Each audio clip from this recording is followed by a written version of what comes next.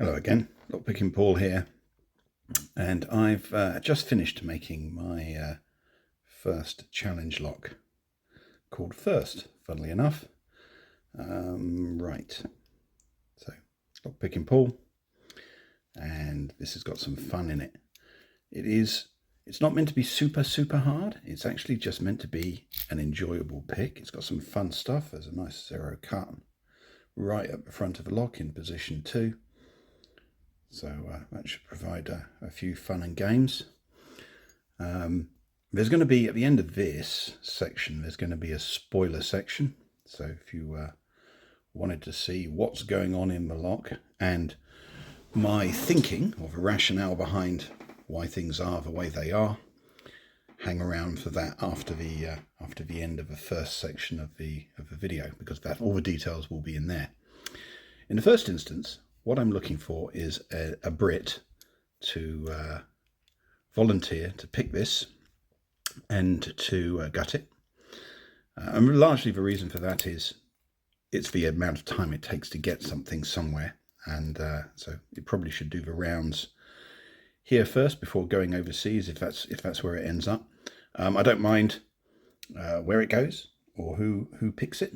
There are no restrictions on gutting it or not, other than to say if you do gut it, use a shim, because if you don't, sadness will follow. What else to say about this? It should just be an enjoyable pick. It's designed to be misleading. Okay, so there is quite a lot going on here, and different elements of the lock interact with other elements. So if it looks like it's picking a certain way, that might not be what's happening. It might just not be obvious. What else to say about this? It works surprisingly smoothly, which was, trust me, one of the hardest things about this, because originally it was never that smooth. Get a valid open. It does say very clumsily 360 on the front. It's not too hard to get a 360 with it, but you do have to think ahead. Otherwise, all of the unpleasantness that's in the Bible will end up in the core of the lock, blocking its path. So have to think about that. Other than that, I'm not going to say too much else. And if you don't want it spoiled, I'm not going to share too much. But hang around for after past this bit, and I'll go into the detail and show you the breakdown of the lock. So if you're a Brit, want to have a go at my first challenge lock, let me know in the comments and I will get it off to you. After that, I'd like to keep it moving, so do be prepared if you do get this from me to pass it on to someone else so they can have a shot at it. That's it. Hang on and I'll be right back with the spoiler.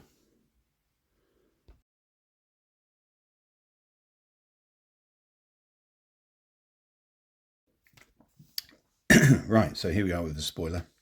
I've taken the circlip off already, so let's get a shim in there.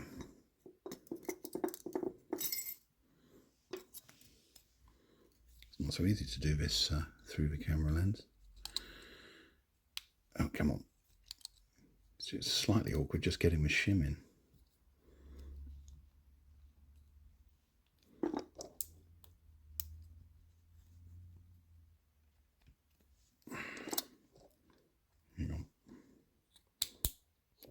Ooh, right, there you go, that's in,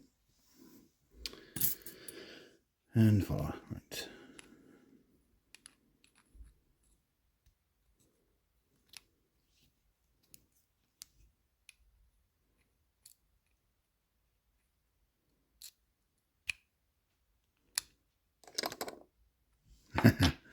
just dropped one of the check which direction the plug is.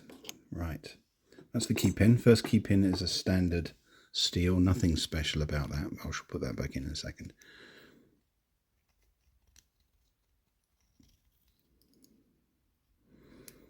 Okay, right, so,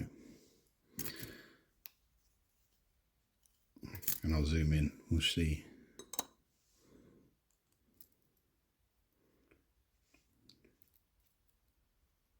I never magnetized my tweezers, but they got magnetized anyway. Right, so that is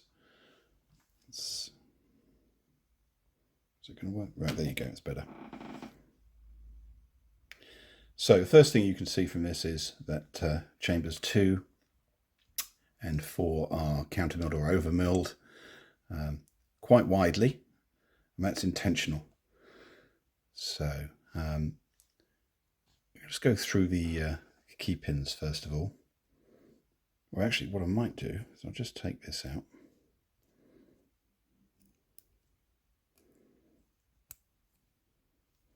Just remind you what the key looks like. So 0 cut in position 2. So put that back. Pins dropped out. Go back. So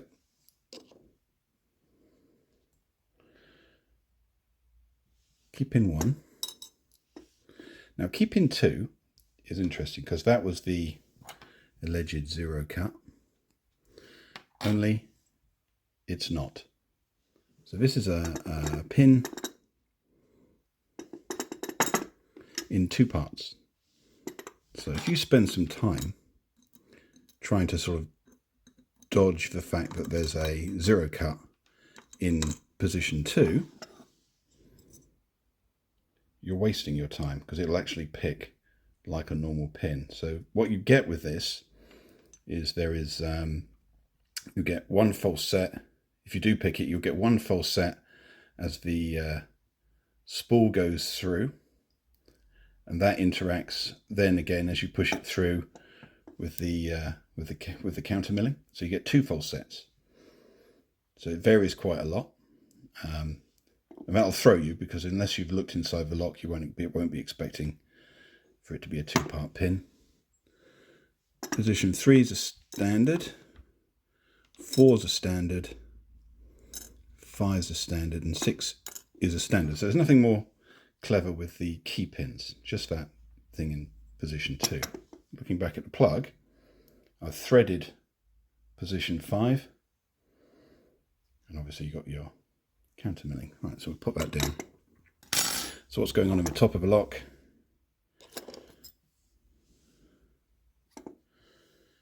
Tweezers, right. So in position 1, we've got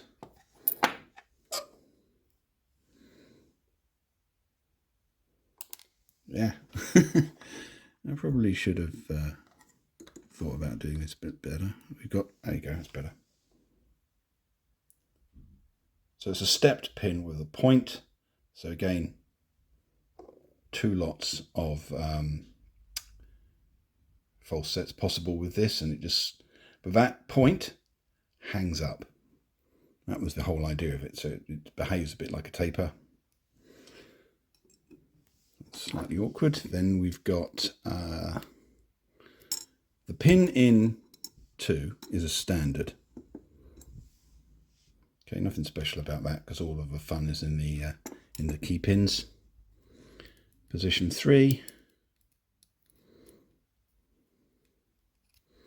Show you this.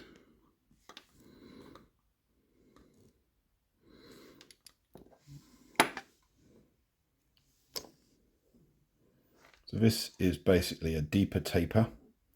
So it slides basically up and down the lock, and it varies the false that you get from it. But again, that point hangs up in the lock edge, and you've got to really reach in and give it a tap to get it open.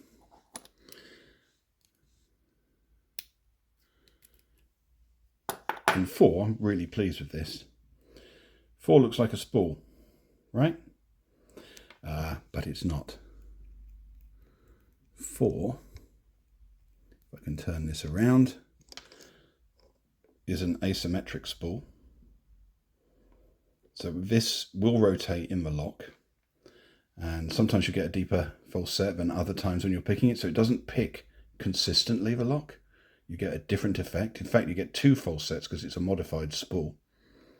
So that makes for some fun. That also interacts with the plug countermilling in 4 as well.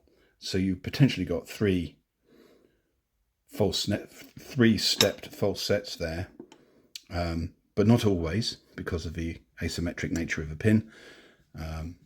So again, it provides a little bit of confusion. But this one, this one does hang up, and you've got to work out what's going on to get that open.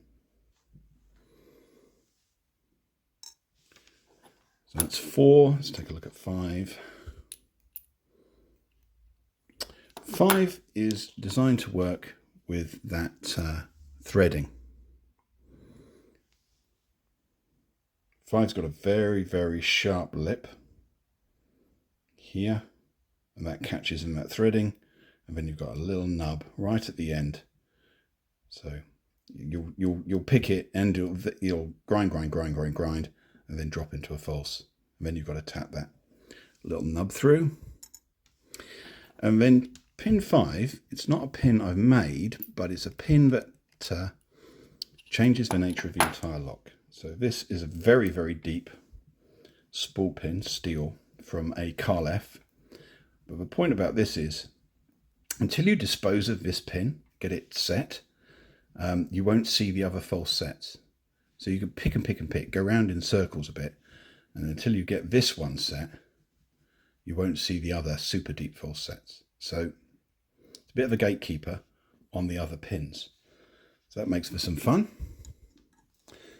But as I said, it's not a terribly hard lock to pick, and it provides just huge quantities of feedback for not a lot of pin modification. So it's really quite simple. It's certainly not as elegant as some challenge locks out there, but I think you'll provide quite a lot of fun. So I shall get this reassembled, and we'll see if anyone wants to pick it. Hopefully they will. And that's it. That's my first challenge lock. So quite pleased with that. I hope you enjoy it too.